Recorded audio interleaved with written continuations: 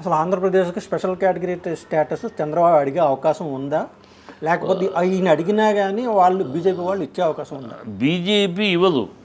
నేను అందుకనే చెప్తాను, బీజేపీ ఎందుకు ఇవ్వదంటే ఆల్రెడీ పార్లమెంట్లో చెప్పింది, ఎక్కడో ప్రెస్ మీట్లో కాదు, పార్లమెంట్లో ఇది ముగిసిపోయిన అధ్యాయం అని బీజేపీ క్లీన్గా చెప్పేసింది. ప్లస్ 5 రాష్ట్రాలకు ఇవ్వాల్సి వస్తుంది మీరు మీకు ఇస్తే కనుక ఇది నీతి ఆయోగ్ మారేగా నీతి ఆయోగ్ ఏ రాష్ట్రానికి ఇవ్వడానికి వీల్లేదని చెప్పేసింది కనుక మేము ఇవ్వము అన్నాం. కానీ కాంగ్రెస్ ఏముంటుంది, అది వాళ్ళ పాలసీ, బీజేపీ పాలసీ.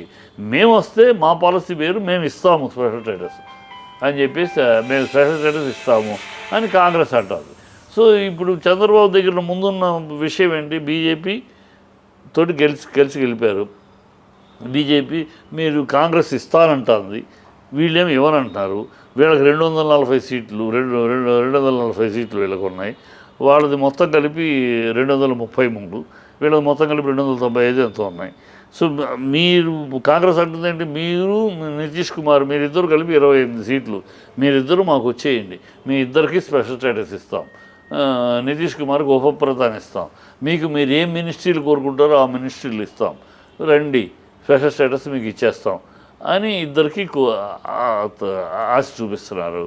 ఇద్దరిని వాళ్ళు వచ్చేస్తే ఏంటి, వీళ్ళు చెప్తున్న విషయం ఏంటి, నితీష్ కుమార్ను వీళ్ళు చంద్రబాబు చెప్తున్నారు మేము వస్తాము కానీ వస్తే ప్రభుత్వం పడిపోకూడదు, మేము వచ్చినాక మీ ప్రభుత్వం సుస్థిరంగా ఉండాలంటే మేము వచ్చినంత మాత్రాన సరిపోదు, 233 ప్లస్ మేము 28 సీట్లు కలిపినా కూడా 261, మ్యాజిక్ ఫిగర్ 272 కనుక మీరు ఇంకో 15 సీట్లు 15 మంది ఎంపీలని మీరు లైన్లో పెట్టండి.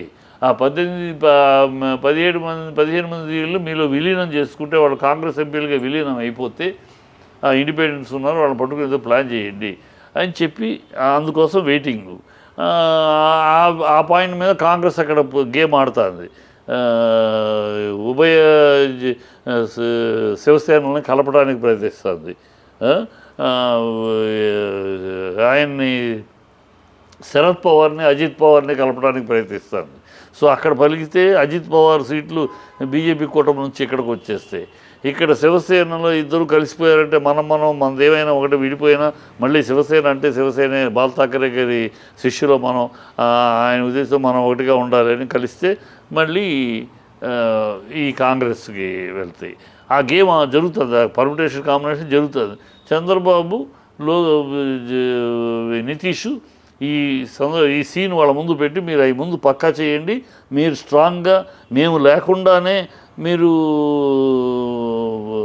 233 ప్లస్ ఇంకో 17 250 అయితే మేము 28 వచ్చేస్తాం, మేము ఇద్దరం వచ్చేస్తాం. 250 245 అట్లీస్ట్ మీరు స్ట్రాంగ్ అవ్వండి, మీరు అవి చేసుకుని ఆ గేమ్ ప్లాన్ కరెక్ట్ చేస్తే అప్పుడు మేము దూకుతాం అన్నట్టు ఉన్నారు. సో ఖచ్చితంగా ఆ పరిస్థితి వచ్చినప్పుడు చంద్రబాబు దూకేస్తాడు, స్పెషల్ స్టేటస్ తీసుకొచ్చేస్తాడు, అవకాశం ఉంది ఇవాళ. ఎందుకంటే బీజేపీ వీక్గా ఉంది కనుక. గత 2014లో స్ట్రాంగ్, 2019లో ఇంకా వెరీ స్ట్రాంగ్, ఇప్పుడే వీక్ 240కి ఆగిపోయారు కనుక ఇదే అవకాశం. ఈ అవకాశాన్ని వాడుకుని మనం తెచ్చుకోవాలి. చంద్రబాబు ఎట్లా తెచ్చినా ప్రజలు హర్షిస్తారు. అంటే గవర్నమెంట్ కూల్స్తానన్నా సరే బీజేపీ ప్రజలు ఒప్పుకుంటారు రాష్ట్రం కోసం. గవర్నమెంట్ కూల్స్తానన్నా సరే స్పెషల్ స్టేటస్ ఇవ్వడానికి బీజేపీ ఒప్పుకోదా? ఒప్పుకోదు.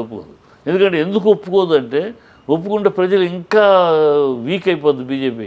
ఇవాళ కనుక ఒప్పుకునిచ్చిందంటే ఇవ్వగలిగిన అవకాశం ఉండి ఈ 10 ఏళ్లుగా మా తెలుగు ప్రజలను మోసం చేశారా మీరు అంటారు. ఇవాళ ఇవ్వగలిగిన అవసరం 10 ఏళ్ళ క్రితం అడిగే కదా, ఆ రోజు ఇచ్చి ఉండొచ్చు కదా. అంటే 10 ఇయర్స్గా మమ్మల్ని మోసం చేశారు మీరు, 10 ఏళ్ళు ఇవ్వగలిగి కూడా అని అంటారు. ప్లస్ మిగతా రాష్ట్రాలు ఇమీడియట్గా అడుగుతాయి. సో ఇది ఒక తలకాయ నొప్పి, వాళ్ళు ఆ తలకాయ నొప్పిని కొరితోడు గోక్కున్నట్టు వాళ్ళు చేయరా పని అయిపోయింది. ఇక కాంగ్రెస్ చేస్తుంది, కాంగ్రెస్ దేనికైనా రెడీ, కాంగ్రెస్ ఏ విషయానికైనా రెడీ కదా, అధికారం ఉంటే చాలు కనుక కాంగ్రెస్ చేస్తుంది. ఈయనకి రీజన్ రాష్ట్రం కోసం. నాడు బీజేపీని వదిలింది రాష్ట్రం, 2018లో బీజేపీని వదిలేసింది రాష్ట్రం కోసమే, స్పెషల్ స్టేటస్ కోసమే. ఇవాళ కూడా దానికోసం బీజేపీని వదిలేసి కాంగ్రెస్ తోటి చేతులు కలుపుతున్నాం అని చెప్పేస్తాడు. ప్రజల కోసం, రాష్ట్రం కోసం. ప్రజలు కూడా దాన్ని అంగీకరిస్తారు స్పెషల్ స్టేటస్ అనే ముసుగులో. అది